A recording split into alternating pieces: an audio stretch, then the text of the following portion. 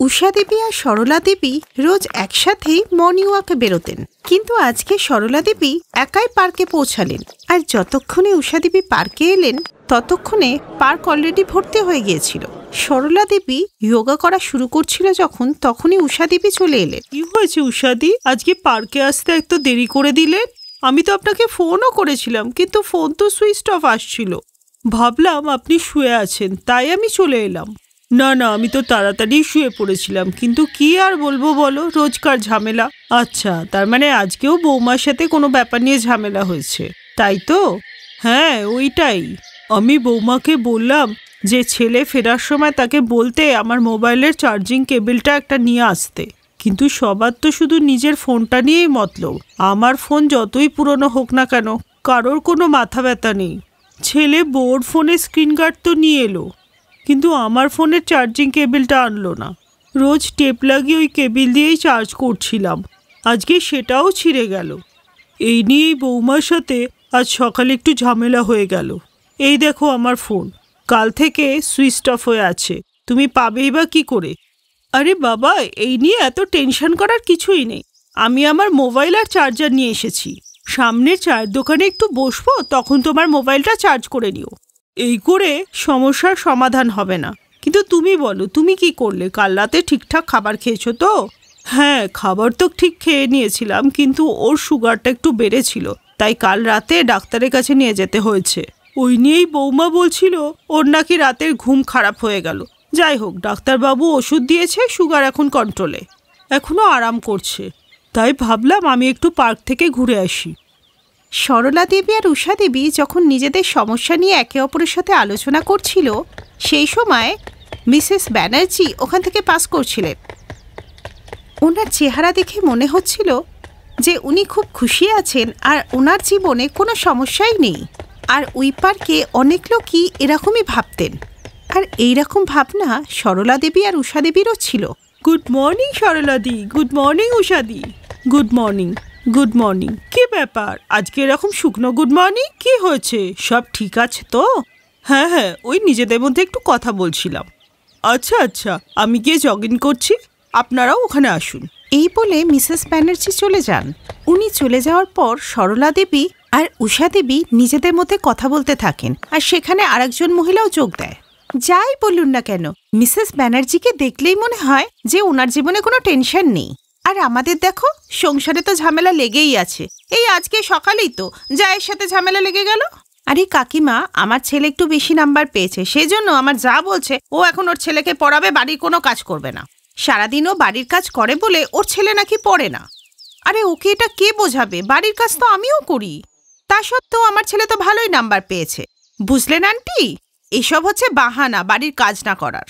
এবার আমিও সিদ্ধান্ত নিয়ে নিয়েছি যে আমরা দুজন যা আলাদা হয়ে যাব আর শান্তিতে থাকবো। হ্যাঁ ঠিকই তো আছে, যখন নিজেদের মধ্যে বনাবনি হচ্ছে না তখন আলাদা হয়ে যাওয়াই ভালো। আমারও মিসেস ব্যানার্জিকে দেখে মনে হয় যে উনি খুব সুখে জীবন কাটাচ্ছেন। আমার মনে হয় না যে ওনার জীবনে সমস্যা বলে কিছু আছে বলে। হ্যাঁ বুঝলি মা, আমাদের এত বয়স হয়ে গেছে, এখনো পর্যন্ত সমস্যা অশান্তি আমাদের পেছন ছাড়লো না। আমার বৌমা তোমার বয়সী হবে, কিন্তু দেখো সারাদিন আমার সাথে ঝগড়া করে। আর সরলাদিকেই দেখো না, কাল সারা রাত ওর বৌমা ওর সাথে ঝগড়া করে চলেছে। আমরা দুই যা তো শহরে থাকি, আসলে পরিবারে বড়দের থাকাটা খুব দরকার।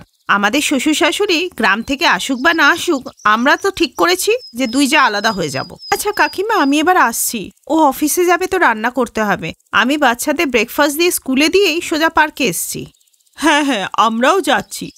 চলো উষা, সামনে চায়ের দোকানে বসে একটু চাও খেয়ে নেব, আর তোমার ফোনটাও চার্জ হয়ে যাবে। এরপরে ওরা গিয়ে পার্কের সামনে একটি চায়ের দোকানে বসে যায়, আর ঠিক তখনই ভীষণ জোরে বৃষ্টি আসে। আরে খুব জোরে বৃষ্টি পড়ছে তো, একটা অটো নিয়ে নি। একটাই নি, দুজন মিলে একটা অটো করে যাই। হ্যাঁ ঠিক আছে, কিন্তু অটো পেলে তো হয়। এই বলে ওরা অটো খুঁজেই যাচ্ছিল, কিন্তু পাচ্ছিল না। হঠাৎই একটা গাড়ি এসে দাঁড়ালো। সামনে ড্রাইভার ছিল আর পেছনে বসেছিলেন মিসেস ব্যানার্জি। সরলা দেবী, উষা দেবী, গাড়িতে এসে বসুন, আমি আপনাদের বাড়ি পর্যন্ত ছেড়ে দিচ্ছি। বৃষ্টি তো বেড়েই চলছে, রাস্তায় জল জমে গেলে বাড়িতে যেতে পারবেন না। এসে বসুন তাড়াতাড়ি। কি করবো বলো, বসেই পড়ি। এখন যা অবস্থা, মনে হচ্ছে না অটো পাবো বলে। হ্যাঁ হ্যাঁ, বসেই পড়ি, মনে হচ্ছে না আর কোনো যানবাহন পাবো বলে। এই বলে সরলা দেবী আর উষা দেবী মিসেস ব্যানার্জির গাড়িতে বসে পড়েন। মিসেস ব্যানার্জি সরলা দেবী আর উষা দেবীকে নিজের বাড়িতে চা খাওয়ার জন্য ইনভাইট করে। খুব জোরে বৃষ্টি হওয়ার জন্য রাস্তায় জল জমে গিয়েছিল, তাই সরলা দেবী আর উষা দেবী মিসেস ব্যানার্জির কথা মেনে নেয়। মিসেস ব্যানার্জি ওদেরকে নিজের বাড়িতে নিয়ে যায়। মিসেস ব্যানার্জি খুবই বড়লোক ছিলেন, কিন্তু টাকা মানুষকে সব খুশি দিতে পারে না। কিন্তু এই কথা ওই দিনই প্রমাণিত হয়ে গেল যখন সরলা দেবী আর উষা দেবী মিসেস ব্যানার্জির হাসি মুখের পেছনে দুঃখটা দেখতে পেল। মা, তোমাকে সেই সকাল থেকে আমি ফোন করে যাচ্ছি, তুমি তো ফোনটা রিসিভই করছো না। রোজ তো বেশ রিক্সা করে যাও, তা আজ কেন আমার গাড়িটা নিয়ে গেলে? তুমি জানো না যে আমাকে রোজ টাইমে অফিসে পৌঁছতে হয়, আর উপর থেকে বাবার ঝামেলা আমি একদম সামলাতে পারি না। আরে কত ইম্পর্টেন্ট কাজ থাকে আমার, এসব ফালতু কাজ নিয়ে বসে থাকলে হবে? ধ্যাৎ। মা, আপনি জানেন আপনি মর্নিং ওয়াকে চলে যাওয়ার পর বাবা আমাদের কত জ্বালাতন করেছেন? বাবা চা ফেলে দিয়ে আমার দামি বেডশিটটা নষ্ট করে দিয়েছেন। ডিসগাস্টিং, ভালো লাগে না। সরি বাবা, আমি আর তোমার কার নিয়ে যাব না। আর বৌমা, ওই ব্যাপারটা আমি দেখে নিচ্ছি। বৌমা, একটু আসতে বলো, আমার সাথে দুজন গেস্ট এসছে, ওরা কি ভাববে বলো তো? কিন্তু সরলা দেবী আর উষা দেবী ওর বৌমার সমস্ত কথাই শুনে নিয়েছিল। এরপর মিসেস ব্যানার্জি একটা হুইলচেয়ার নিয়ে একটা ছোট ঘরের দিকে যায়, আর সরলা দেবী আর উষা দেবীও ওনার পেছন পেছন যেতে থাকে। ইনি আমার হাজবেন্ড মিস্টার ব্যানার্জি। কিছু বছর আগে একটা অ্যাক্সিডেন্টে ওনার দুটো পা নষ্ট হয়ে যায়। তখন থেকেই উনি আর হাঁটাচলা করতে পারেন না, আর ডাক্তারবাবু বলেছেন বয়সের সাথে সাথে ওনার শরীরও কমজোর হয়ে গেছে, তাই আর হাঁটতে পারবেন না। এ কি উমা, আবার তোমার চোখে জল? তোমার কাছে হাসলেই ভালো লাগে গো। সরি উমা, আমি ব্যালেন্স রাখতে পারিনি আর চায়ের কাপটা বিছানায় পড়ে গেল। কোনো ব্যাপার না। এই দেখো, এরা দুজন আমার বান্ধবী। আমি যেখানে মর্নিং ওয়াকে যাই এরাই আমার সাথে থাকে। ইনি হলেন সরলা দেবী আর ইনি হলেন উষা দেবী। আমি সবার জন্য চা বানিয়ে আনছি, তারপর তোমাকে বাইরে ওয়াকের জন্য নিয়ে যাব। ওই দিন থেকে সরলা দেবী আর উষা দেবী বুঝতে পারেন যে প্রত্যেকটা হাসি মুখের পেছনে দুঃখ লুকিয়ে থাকে। এটাই সত্যি, কিন্তু সব অবস্থাতেই খুশি থাকতে হবে। এই কথা মিসেস ব্যানার্জিকে দেখে সরলা দেবী আর উষা দেবী বুঝতে পেরে যান। ওই দিনই উষা দেবী ফোনের দোকান থেকে একটা নতুন চার্জার আর কেবিল কিনে নিয়ে বাড়িতে যান। অপরদিকে সরলা দেবীও নিজের ছেলে আর বৌমার কাছে কোনো কিছু নিয়ে আশা করা ছেড়ে দিল। উনি নিজেই স্বামীর খেয়াল রাখতে শুরু করলেন যাতে কোনো সমস্যা না হয়, আর এভাবেই সংসারে ছোটখাটো ঝামেলা শেষ হয়ে যায়। সবার জীবনেই কোনো না কোনো সমস্যা থাকেই। যতদিন জীবন থাকবে ততদিন সুখ আর দুঃখ পাশাপাশি চলতে থাকবে।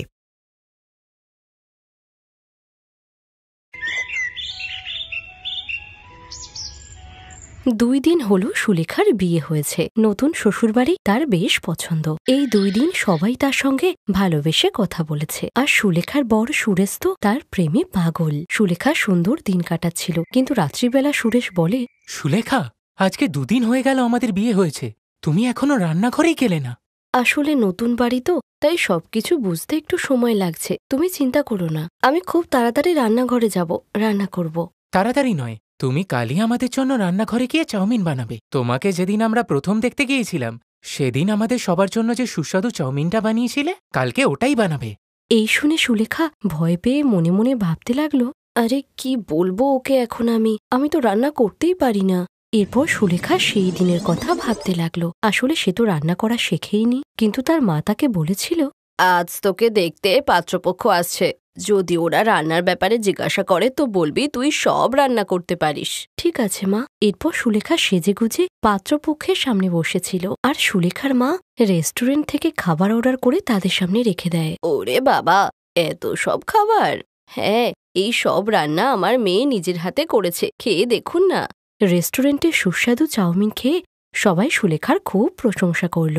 বাহ, চাউমিনটা তো খুব ভালো হয়েছে, আমার চাউমিনই পছন্দ।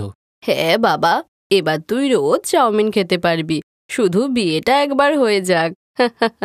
এরপর তাদের বিয়ে হওয়ার পর সুরেশ চাউমিন খাওয়ার জন্য জেদ করতে লাগলো। পরের দিন সুলেখা ঘুম থেকে উঠলে তার বড়জা তাকে বলে, সুলেখা, তাড়াতাড়ি রান্নাঘরে গিয়ে চাউমিন করে আনো, সুরেশ তো সেই কখন থেকে ওয়েট করছে।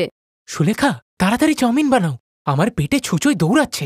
এই শুনে সুলেখা ভীষণ ভয় পেয়ে রান্নাঘরে গিয়ে তার মাকে ফোন করে। কি হয়েছে মা? সকাল সকাল ফোন করলি, সব ঠিক আছে তো? না মা, খুব সমস্যা হয়েছে। সেদিন তোমার ওই মিথ্যে কথা শুনে ওরা চাউমিন বানাতে বলছে। মিথ্যে না বললে যে তোর বিয়েই হতো না। তুই রান্না করতে জানিস না জানলে ওরা বিয়েই দিত না তোর সঙ্গে। এখন তো আমিই সমস্যায় পড়েছি মা। এখন চাউমিন কিভাবে বানাবো? একদম সহজ মা। প্রথমে চাউমিনটা প্যাকেট থেকে বার করে জলে ফুটিয়ে নে, তারপর সবজিগুলো তেলে ভেজে নে, তারপরে ওই। আর তখনই সেখানে সুলেখার শাশুড়ি চলে আসায় সে ফোনটা কেটে দেয়। বৌমা, চাউমিন বানাচ্ছ? বানাও বানাও, আমার তো জিভে জল চলে এলো। সেদিন তুমি কি ভালো চাউমিন বানিয়েছিলে। থ্যাংক ইউ মা, কিন্তু ওই। কিন্তু কি, তোমার সাহায্য চাই কোনো? না না, সাহায্য করতে হবে না, আমি করে নেব। ঠিক আছে বৌমা, তাড়াতাড়ি বানাও। এই বলে বিমলা সেখান থেকে চলে গেলে সুলেখা তার ফোনের দিকে দেখে তার ফোনের ব্যাটারি শেষ। হে ভগবান, ব্যাটারি শেষ হওয়ার এটাই সময় হলো। মা কি যেন বলল, গরম জলে চাউমিন ফোটাতে হবে। হ্যাঁ, সেটাই করি। ভয় পেয়ে সুলেখা ঘেমে নিয়ে স্নান করে যায়, কিন্তু সে হার মানেনি। প্যাকেট থেকে চাউমিন বার করে গরম জলে দেয়। চাউমিনটা যতক্ষণে ফুটছে আমি সবজি কেটে নিই, গাজর, বিনস আর পেঁয়াজ। এটুকু তো আমি জানি। এই বলে সুলেখা গাজর কাটার জন্য রেডি হয়ে যায়। সে এক হাতে চাকু নেয় আর অন্য হাতে গাজর, কিন্তু গাজর কাটতে গিয়ে গাজর হাত থেকে পিছলিয়ে যায় আর বাসন মাটিতে পড়ে যায়। বাসন পড়ার আওয়াজ শুনে বিমলা আর সাবিত্রী রান্নাঘরে আসে। কি হলো বৌমা, বাসন কিভাবে পড়ে গেল? তুমি ঠিক আছো তো সুলেখা? হ্যাঁ দিদি, ঠিক আছি। আসলে মা, ওই বাসনে হাত লেগে বাসনটা পড়ে গেল। তোমরা গিয়ে বসো, আমি চাউমিন নিয়ে আসছি। এই শুনে বিমলা আর সাবিত্রী চলে যায় আর সুলেখা কষ্ট করে মোটা মোটা করে গাজর কাটতে থাকে। এরপর একইভাবে সে বিনসও কাটে, কিন্তু পেঁয়াজ কাটার সময় সে তো নাজেহাল হয়ে পড়ে, কারণ তার চোখ দিয়ে টপ টপ করে জল পড়তে থাকে। আর সে কাঁদতে কাঁদতে বলে, এসব কি হচ্ছে আমার সাথে? কি ভালো হতো যদি আমি বিয়ের আগেই রান্নাটা শিখে যেতাম।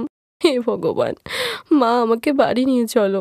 কিন্তু এখন কেঁদে লাভই বাকি, বিয়ে তো হয়ে গেছে, আর এখন কাজও করতে হবে। আর এইসব ভাবতে ভাবতে সুলেখা আবার চাউমিন বানাতে শুরু করে। পেঁয়াজ কাটার পর তার খেয়াল পড়ল ফুটন্ত জলে চাউমিনের দিকে। এতক্ষণ সে তো খেয়ালই করেনি যে চাউমিন একটু বেশি সেদ্ধ হয়ে গেছে। আরে আরে, এটা কি হলো? এটা তো আর চাউমিন না, পায়েস মনে হচ্ছে। হে ভগবান, আমি কোনো কাজের না, আমার কি হবে? তখনই সুরেশ চিৎকার করে বলে, সুলেখা, আর কতক্ষণ সময় লাগবে? আমাকে তো কাজেও যেতে হবে। আসছে, 5 মিনিট বসো। সুলেখা যেমন তেমন করে বেশি সেদ্ধ হওয়া চাউমিনে ওই সবজিগুলো মিশিয়ে দেয়। আর তেল মশলা ছাড়া নিজের তৈরি করা চাউমিন দেখে সুলেখা নিজেরই বমি পায়। এটা তো দেখতে গোবরের মতো লাগছে। হে ভগবান, আমাকে বাঁচিও। এরপর সুলেখা চাউমিন নিয়ে বাইরে এসে খাবার টেবিলে রেখে দেয়। তার তো হার্টবিট বেড়ে গেছিল। আরে বাহ, কি দারুণ হয়েছে চাউমিনটা, কি দারুণ বানিয়েছো। বাহ বৌমা, দেখতে তো দারুণ হয়েছে, খেতেও নিশ্চয়ই দারুণ হবে। চলুন মা, এবার খাই। তিনজনকে চাউমিন খেতে দেখে সুলেখার হার্টবিট আরও বেড়ে গেল। কেমন হয়েছে চাউমিন? দারুণ, তুমিও খাও। দাঁড়াও, আমি তোমাকে নিজের হাতে খাইয়ে দিচ্ছি। এই বলে সুরেশ নিজের হাতে সুলেখাকে চাউমিন খাওয়ালে সুলেখার তো মাথায় ঘুরে যায়। সে চাউমিনটা তার মুখ থেকে ফেলে দিয়ে বলে, থু, এটা তো ভীষণ বাজে, তোমরা কি করে খাচ্ছ? আমাকে ক্ষমা করে দাও, আমি চাউমিন বানাতে পারি না। আসলে আমি কোনো রান্নাই পারি না। মা সেদিন মিথ্যে বলেছিল যাতে আমার বিয়ে হয়ে যায়। আমাকে ক্ষমা করে দাও।